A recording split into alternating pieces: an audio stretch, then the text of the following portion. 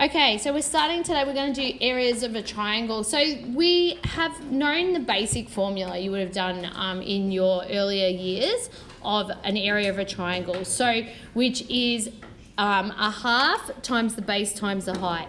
So if you know what the base is and you know what the height is, you can work out the area of the triangle. So if we look at this example here, it says find the area. So you can see you've got the base being given as 7 and the height. So if I was finding the area, I'm going to write the formula I'm using, base times height. Then I'm going to do a half times 7 times 3, which is going to be, what's that, 10.5 meters. Okay, so that one's easy. Next formula,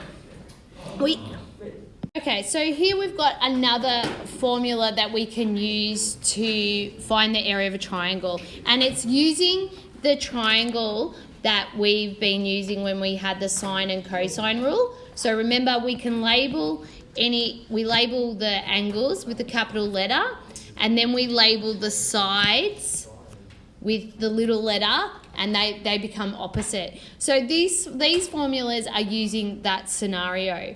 So there's a combination of 3. So in case you've been giving, it depends on which angle you've been given. So if you look here in our example, we've been given angle A. So I'm going to use this top formula. So where I'd say area equals a half, and it's times B times C. So side B times side C. Then we're going to do times. We're going to press our sine button, and we're going to do angle A.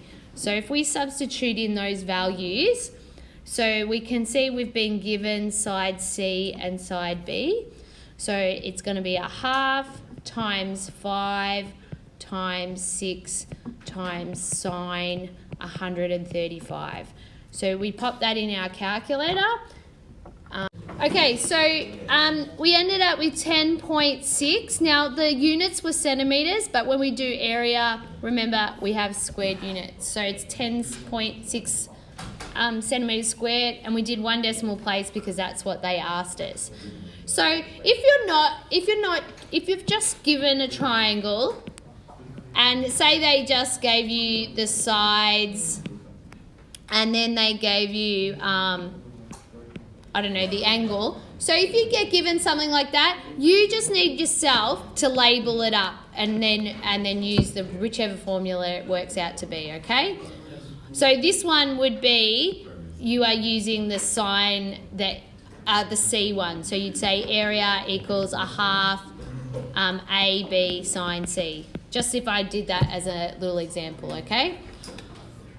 Okay, so the last one is Heron's rule, and it's just called Heron's because that's the mathematician that came up with it. So Heron's rule is when you are given all the sides of a triangle. So you would have all the sides, but it's not a right angle, so you can't sort of say base times height because we don't know the height, because the height would be that value in there. So we need to use Heron's formula. Now, if you have a look here, if you see in Heron's formula, there's this letter S is being used. Okay, so what you have to do, you have to first calculate what S is, and there's the formula there for it. And then you pop it into the formula and you use your A, B, and C side. So let's have a look at this example. So the first thing I'm going to do is I'm going to find out what S is. So S is equal, I'm just writing out this formula, is a half, and you add up all the sides of the triangle. So that's why they're saying little a, B, and C. So if they labelled this triangle A, B, C, this would be little a, this would be little b, this would be little c. So when I'm working out S, I'd be a half, 9 plus 11 plus 6, so that will equal 13. Okay, so you now know what S is equal, so now we can go get the formula for area. So area is equal to, and you do the square root, then you're going to have S, then you'll have S minus A times S minus B times S minus C. So they're all the sides that you do know. So into your calculator, what you'll be typing is the square root symbol. Then you'll type 13, put a bracket, and have 13 minus 9, because that's what A is, times 13 minus 11 times 13 minus 6. So you just need to type all that into your calculator. So I'm going to pause it.